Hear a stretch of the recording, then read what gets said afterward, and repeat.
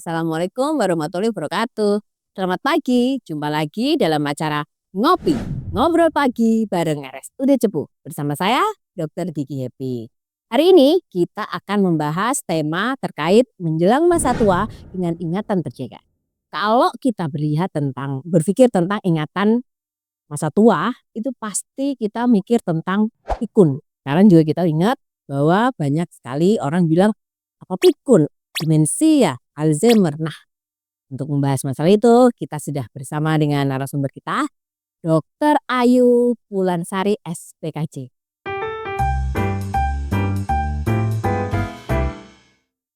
Oke, kita bersama dengan Dr. Ayu Wulansari, SPKJ. Dokter, monggo silakan perkenalkan diri dulu. Terima kasih, Saya Happy. Selamat pagi teman-teman RSUD Cepu. Perkenalkan, saya Dr. Ayu Wulansari, spesialis kedokteran jiwa. Saya adalah seorang psikiater yang saat ini bekerja di RSUD Cepu. Sebelum kita mulai diskusi ini, saya harapkan teman-teman para viewer acara ngopi ini untuk bisa like acara ini supaya kita lebih semangat lagi bikin kontennya. Untuk komen jika merasa bahwa tema-tema yang kita bahas hari ini ada pertanyaan, silakan. Kemudian jangan lupa subscribe supaya nanti akan ada notifikasi untuk acara-acara tema-tema selanjutnya.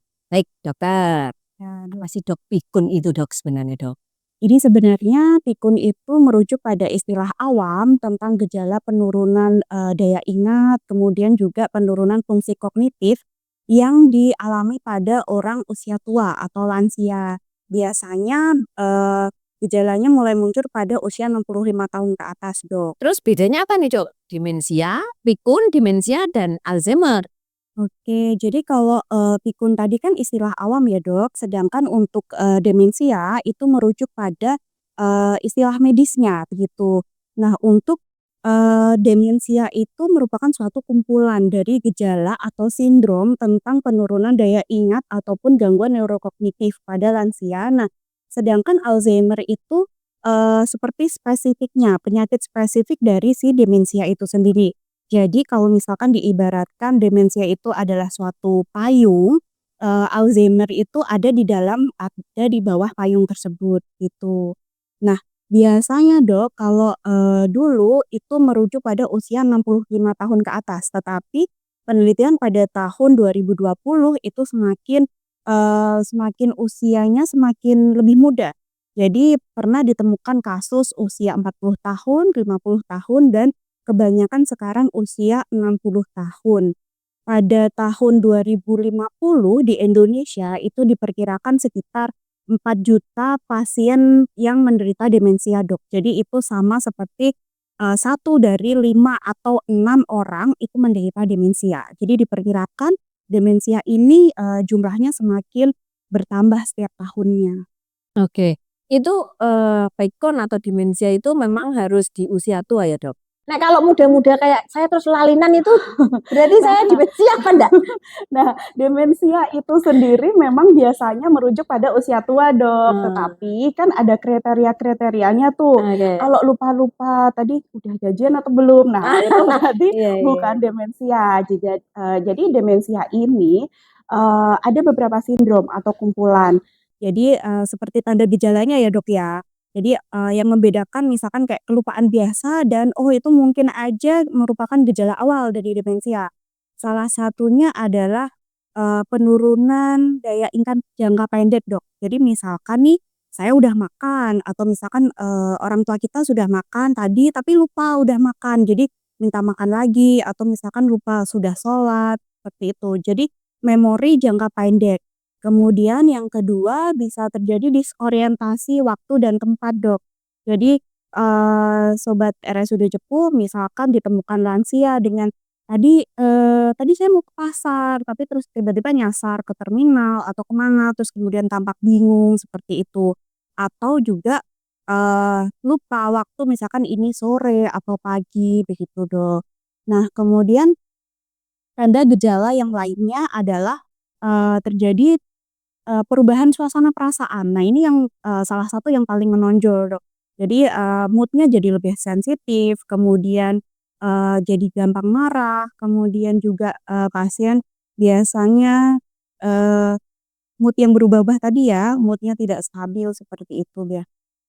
Itu, bisa nggak Dok, misalnya ada yang bisa menunda atau memperparah atau mempercepat gitu misalnya, ada hal-hal yang mungkin ada penyakit yang mempercepat timbulnya gejala tersebut atau mungkin Ya. bisa memang kondisi stres atau tekanan gitu Dok?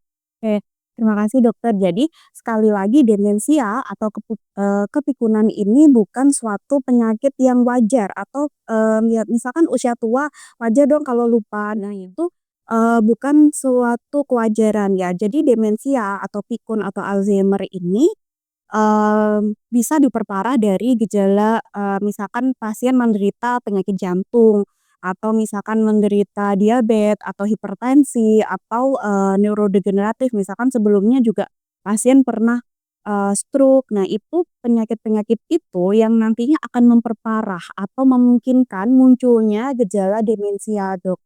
Jadi demensia ini muncul, memang pada usia tua, tetapi tidak menutup kemungkinan tadi seperti yang saya sampaikan, usia 40, 50 tahun itu sudah muncul, tergantung dari, penyebabnya. Nah, penyebabnya bisa tadi vaskuler, misalkan pasien ada stroke, kemudian ada trauma, pernah kecelakaan, kemudian alkohol. Nah, itu ataupun juga gaya hidup yang tidak sehat, itu bisa muncul pada bahkan sebelum lansia Dok, misalkan usia 50 tahun, seperti itu sudah bisa muncul.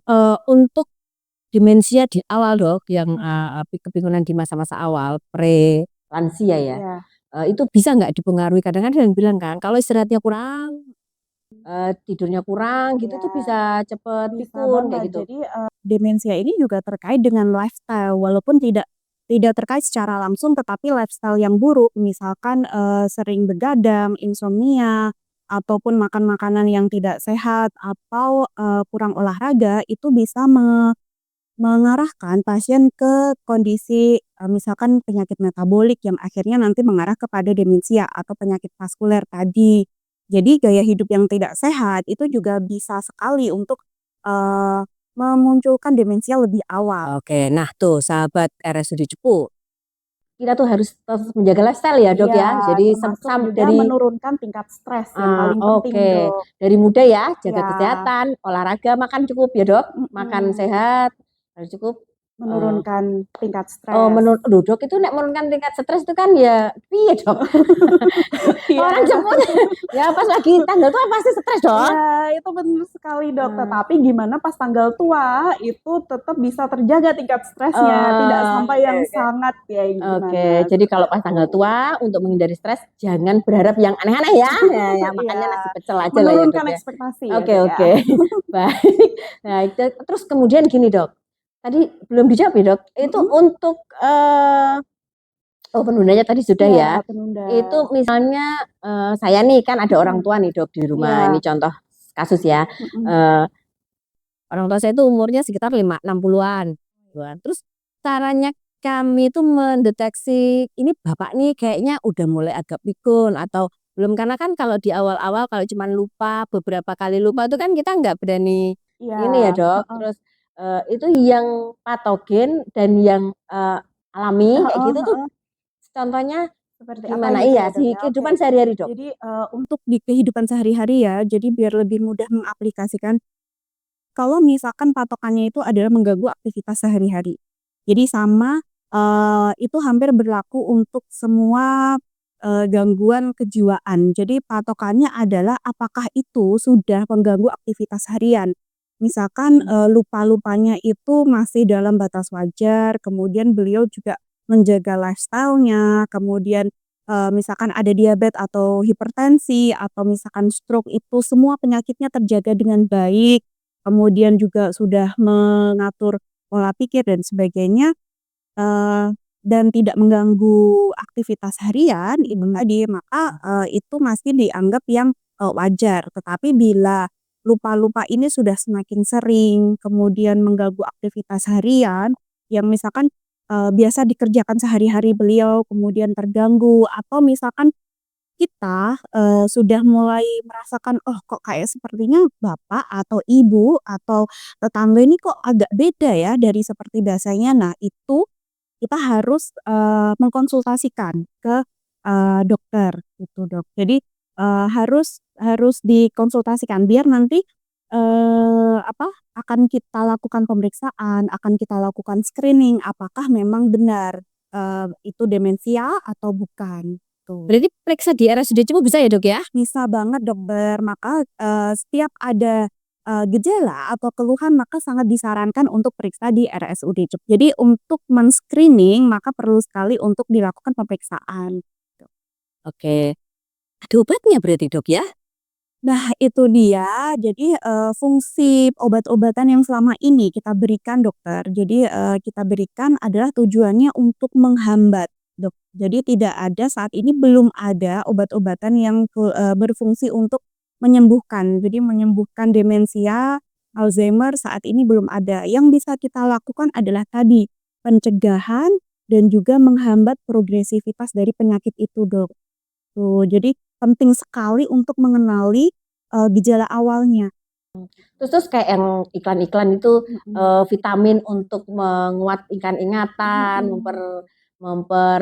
meningkatkan kinerja otak, itu Mhm. benarkah berfungsi? Maksudnya bisa nggak untuk yang, Heeh. pasien lansia kayak gitu? Oke, jadi, vitamin-vitamin pasti sedikit banyak membantu, Dok. Tetapi untuk, menghilangkan atau menggeser dari terapi-terapi yang mungkin gejala muncul seperti halusinasi, atau mood-nya memburuk, atau muncul gejala depresi atau cemas, itu tidak bisa untuk menggantikan fungsi dari obat-obatan, Dok. Nah, tetapi mungkin, bisa untuk membantu. Pada saat ini penelitian-penelitian belum banyak yang dilakukan khusus untuk vitamin-vitamin tersebut, Dokter. Jadi yang paling membantu adalah, tadi dengan lifestyle, kemudian mengontrol dari gejala atau penyakit penyertanya, kemudian juga, rutin ini, Dok, stimulasi atau TTS katanya, Dok, ya? ya. Ya? Jadi yang paling penting tadi, Dok, menstimulasi otak dengan permainan otak, TTS, kemudian puzzle, terus,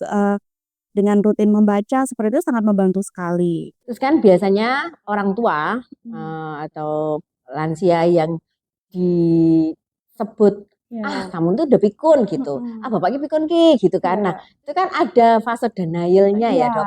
Nah, itu ada nggak saran bagi kami-kami ini anak-anak yang Mhm. memiliki orang tua yang mulai terasa pikun Mhm. tuh, untuk memberikan pemahaman kepada Mhm. beliau-beliau yang Mhm. mulai kita rasa Mhm. terindikasi kayak Mhm. mau pikun nih gitu tuh, Mhm. apa yang kira-kira ada saran nggak buat kita-kita ini? Oke, jadi, peran masyarakat dan keluarga itu kan sangat penting ya, Dok. Jadi keluarga itu garda terdepan dari perawatan pasien demensia. Karena, jelas keluarga yang memperhatikan, kemudian yang tahu aktivitas harian kayak gitu. Nah, untuk, mengingatkan beliau-beliau nih, Dok, jadi, mungkin tidak perlu dengan kata-kata yang, men-judge langsung, "Oh, Bapak pikun," Oke. seperti itu. Jadi Oke. langsung aja misalkan dibelikan buku atau dibelikan koran, "Ayo Pak kita isi TTS bareng," terus kemudian baca buku, terus, di rumah disediakan jam yang agak besar biar beliau-beliau juga, tidak disorientasi, maksudnya, lebih memudahkan melihat jam berapa, kemudian ada kalender yang besar, seperti itu. Karena, keluarga ini sangat membantu dalam, perawatan pasien demensia, Dok, dan juga keluarga bagi pasien demensia ini penting sekali juga untuk menguatkan mental atau secara bergantian merawat pasien demensia. Karena tidak memungkiri, merawat pasien demensia ini sangat melelahkan. Membutuhkan kesabaran ya, Dok? Ya, baik dari fisik maupun mental sangat diperlukan untuk, secara bergantian atau menguatkan mental dari caregiver pasien demensia itu sendiri, Dok. Itu, berarti memang nggak sembuh ya, Dok? Hanya Iya. menunda saja ya? Iya betul, hanya menunda. Oke, terima kasih, Dokter. Sekarang kita mau ke, kasih tahu nih sama masyarakat Cepu ketika mau konsultasi atau ingin mendiskusikan keluarganya yang, mungkin, terindikasi demensia, ketemu dokter, ayo nih, gimana nih caranya nih? Oke dokter, jadi, untuk konsultasi bisa sekali nanti pada hari Senin, Rabu, dan Jumat, untuk jamnya silahkan dicek di, media sosial RSUD Cepu.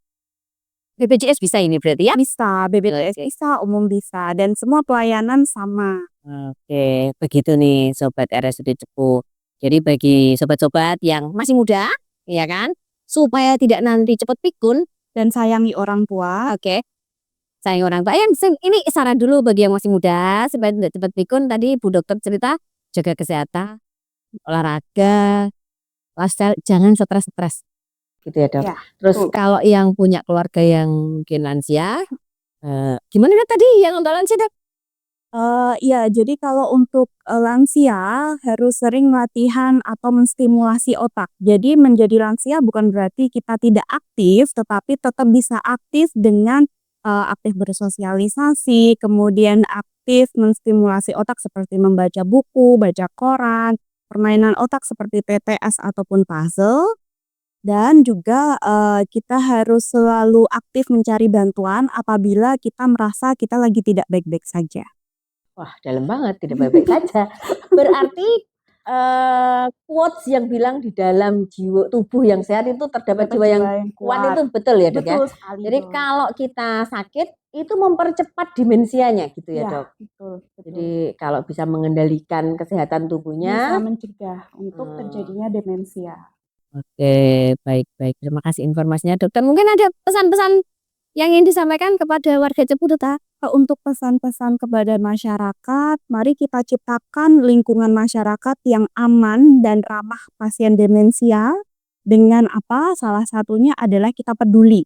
Jadi setelah, lihat informasi tentang demensia, kita sebarkan. Kemudian pada saat misalkan ada, arisan RT atau RW, misalkan ada pasien demensia, kita sampaikan bahwa Pak A atau Ibu B gitu menderita demensia, sehingga pada saat warga melihat beliau-beliau yang mungkin terlihat kesulitan atau apa, kita lebih aware untuk menawarkan bantuan, gitu. Jadi, sangat penting, masyarakat menciptakan lingkungan, yang ramah akan pasien demensia. Oke. Jangan tunggu sampai sakit, tapi kalau mau konsul ya dok, kapan saja boleh ya dok? Silahkan. Baik, sekian dulu sementara untuk bincang-bincang kita pagi hari ini bersama Dokter Ayu. Mungkin selanjutnya yang ada pertanyaan yang mungkin tertarik lebih lanjut silahkan tinggalkan komen. Kalau banyak nanti yang komen kita ada part 2 ya dok. Siap. Dan kalau ingin konsultasi yang lebih private silahkan datang ke RSUD Dr. Suprapto Cepu di jam-jam yang tadi sudah disebutkan. Untuk informasi lebih lanjut bisa cek di Instagram kami. Nanti siapa tahu ada teman-teman yang ingin memberikan tema-tema Memberikan yang ide tema ya masukan berikutnya mungkin. Oke, Atau nah request gitu. dari Iya dong, bener ya. Nanti tinggalkan saja komen, nanti kita akan bahas di pertemuan kita berikutnya. Terima kasih. Sekian dulu dari kami. Jangan lupa jaga kesehatan, jaga pola pikir juga ya, hindari stres. Pesan Dokter Ayu. Selamat siang, sampai jumpa lagi. Assalamualaikum warahmatullahi wabarakatuh. Sampai Waalaikumsalam. jumpa.